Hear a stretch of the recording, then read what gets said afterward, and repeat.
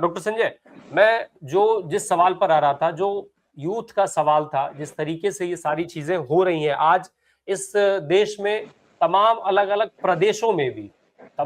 प्रदेशों में छोटे-छोटे बच्चे सड़क पर आ गए हैं। बड़े पहले ही उतरे हुए थे, युवा पहले ही उतरे हुए थे। इन सब परिस्थितियों के साथ भाजपा के लिए ये जरूरी है कि तमाम जगहों पर चेहरों का परिवर्तन हो, क्योंकि स्वीकार्यता बन सके, कनेक्टिविटी का रास्ता बचा रहे। अदरवाइज पुराने चेहरे किसी कीमत पे स्वीकार नहीं होंगे। जी नमस्कार, आप सभी को, अपने दर्शक साथियों को भी। देखिए राम प्रकाश जी, आज भाजपा ठहरे हुए तालाब की तरह हो चुकी है। इसमें काई जमा हो गई है, गंदगी जमा हो गई। जमा तो बहुत पहले से हो रहा था, लेकिन अब सड़ांध मारने लगा है। बदबू जो है अब वो चारों तरफ फैलने लगी है। और मैं तो ये कहता हूं कि यह परिवर्तन सिर्फ अमित मालवीय तक ही क्यों, क्या लगता नहीं कि इस देश को प्रधानमंत्री जी से भी मुक्त हो जाना चाहिए, मोदी जी से अब मुक्त हो जाना चाहिए? क्योंकि 12 साल हो गया है आपको, उससे अधिक ही हो गया है।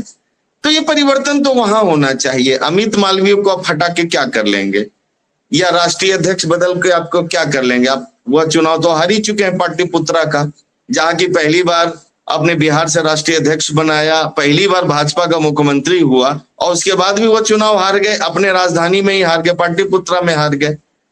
तो देखिए, जनता तो बदलाव चाहती है, और उसके पीछे रीजन यही है कि ये जो कहते थे, भाजपा क्या कहती थी कि परिवर्तन लाएगी, देश को बदलेगी, 47 को देखेगी, विकसित भारत और तमाम सारे चीजें, नैरेटिव ये गढ़ते रही। लेकिन हकीकत ये है कि ये ठहरे हुए तालाब की तरह हो गई। इनके पास कोई नया अब आइडिया नहीं है।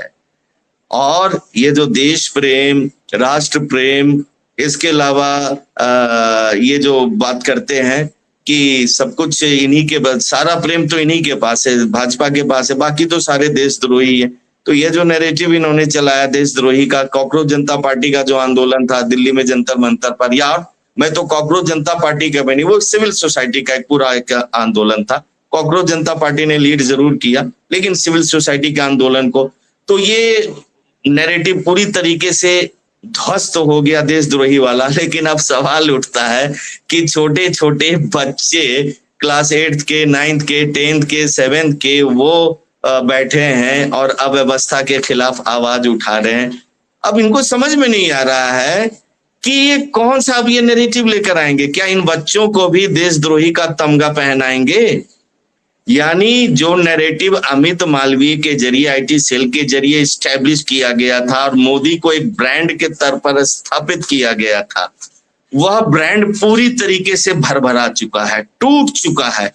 तो यह गाज तो देखिए अमित मालवीय पे गिरनी ही थी। लेकिन यह सोच रहे हैं कि जो नए महोदय आए हैं, महात्रे सहात्रे कुछ करके आए महाराष्ट्र के, ये क्या मोदी ब्रांड को फिर से एस्टैब्लिश कर लेंगे?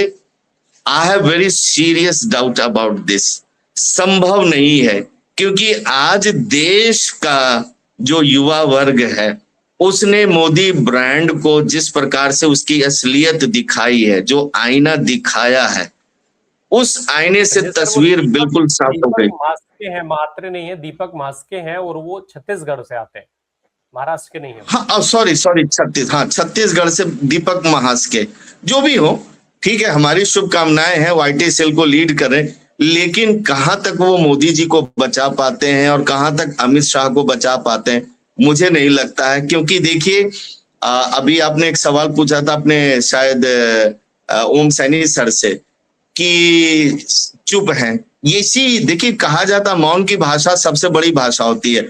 संसद में नहीं आकर और अंतिम दिन आकर एक केवल हल्का सा उन्होंने अपना चेहरा दिखाया और उसके बाद थोड़ी बहुत चर्चा हुई।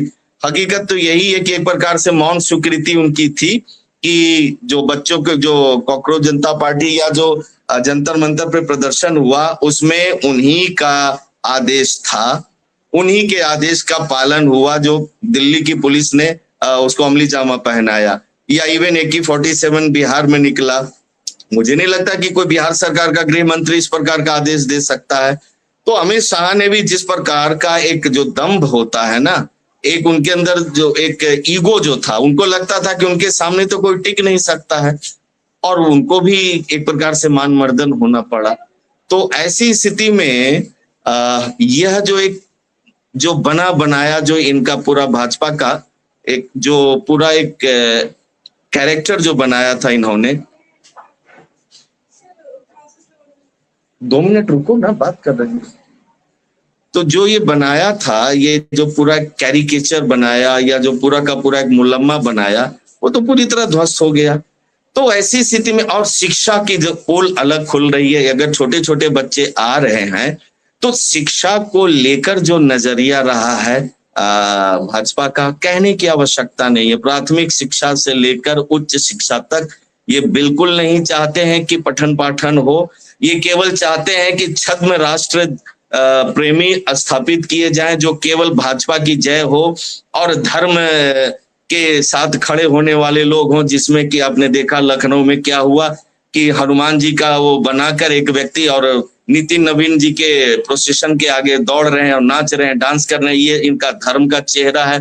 तो धर्म का चेहरा, राष्ट्र का चेहरा, यह पूरी तरह इनका टूट गया है। साथ ही साथ शिक्षा को लेकर जो इन्होंने बड़े बड़े वादे किए, शिक्षा को ये पूरी तरह चौपट कर दे रहे हैं। और यह बात इन छोटे बच्चे भी समझ गए। मतलब आप देखिए, कमाल की बात है, केवल कुछ अंध भक्तों को जो अभी भी नहीं समझ पा रहे हैं, ये छोटे बच्चे जो 12 साल 13 साल 11 साल के बच्चे हैं, वह समझ चुके हैं कि यह सरकार उनका भविष्य चौपट करने आई है। इस सरकार को वोट देने का मतलब, हालांकि वो वोट देने की स्थिति में नहीं है, इनका वोट देने का मतलब है कि अपने भविष्य को चौपट करना है। तो मैं तो यही कहूंगा कि केवल अमित मालवीय को नहीं, मोदी जी चूंकि मन की बात करते हैं, शायद उनके मन में यह बात आती होगी, उनको ससम्मान विदाई ले लेना चाहिए और उनको स्पष्ट कहना चाहिए कि शायद अब वो इस देश के लायक नहीं रह गए, लीड करने लायक नहीं रह गए, तो इतिहास में उनका भी एक बेहतर नाम के तौर पर लिया जाएगा। जितना वो डिले करेंगे उतनी ही चीजें खराब होते चलेंगे। जी राम प्रकाश जी। डॉक्टर संजय, जो परिस्थिति है, मैं अगर परिस्थिति के हिसाब से आकलन किया जाए तो ये परिस्थिति बहुत लंबी नहीं, बहुत तेजी से बदली है, बहुत तेजी से बदली है। खास करके जंतर मंतर पर जो प्रोटेस्ट हुआ और उसके बाद जो ब्रुटैलिटी हुई, जो बर्बरता वहां पर हुई, उसके बाद से इस पूरे देश में एक माहौल बहुत तेजी से बदला है। ये माहौल और इस माहौल के बदलाव को रोक पाना ना फिलहाल सरकार के लिए आसान किसी भी रूप में दिख नहीं रहा है। ऐसे में और क्या नए हथकंडे हैं जो अभी हम देख सकते हैं, जो भविष्य में निकट भविष्य में दिखाई देंगे?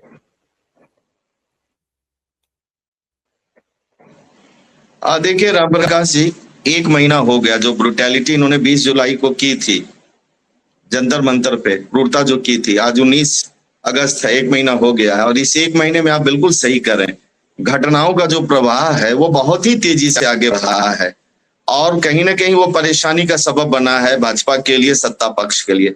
दरअसल इसके पीछे रीजन बड़ा सिंपल सा है। रीजन ये है कि भाजपा ने इस पूरे देश को एक अपनी बपौती समझ लिया कि वो जैसा चाहेंगे देश के लोगों को नचाएंगे, जैसा चाहेंगे देश के लोग उन्हीं की भाषा में बात करेंगे।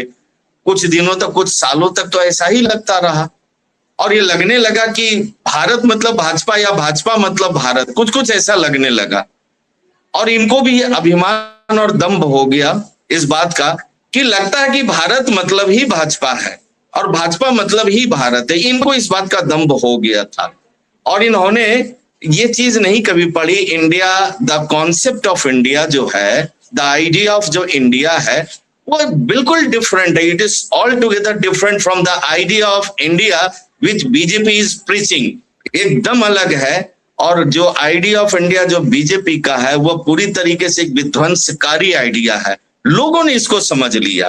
हिंदू मुस्लिम का नैरेटिव, इसके अलावा राष्ट्र प्रेम, धर्म प्रेम, ये जितने भी नैरेटिव थे, इन सबका बुलबुला पूरी तरह फूट गया है।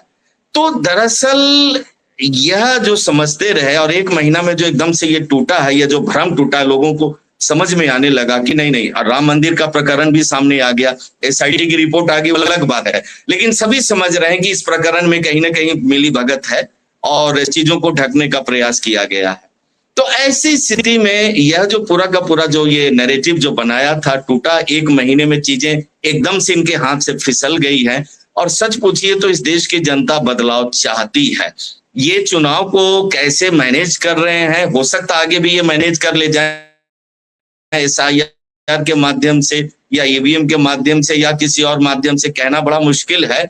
लेकिन 2027 में 7 राज्यों में चुनाव होना है, उस चुनावों पे ये पूरा फोकस किए हुए हैं। और कहीं ना कहीं शायद अभी भी इनके दिमाग में यह बात है कि चुनाव तो हम ही को जीतना है, चुनाव हम जीत जाएंगे तो कोई क्या कर लेगा। तो दो ही एक रास्ता और इनके पास बचता है, जो तानाशाही का रास्ता इन्होंने अख्तियार किया था।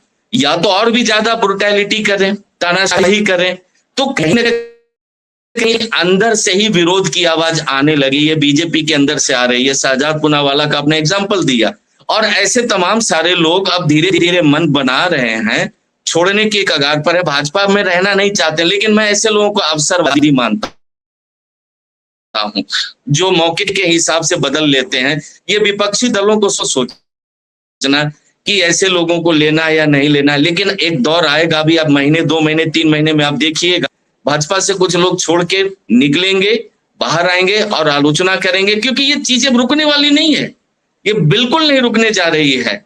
ये जो हवा, देखिए शुरू में हवा चलती है, फिर धीरे धीरे वो बवंडर बन जाता है। अब ये बवंडर बन चुका है, इसको कोई नहीं रोक सकता, अब ये तूफान बनने वाला है। स्थितियां भाजपा के लिए बहुत ही अगेंस्ट है।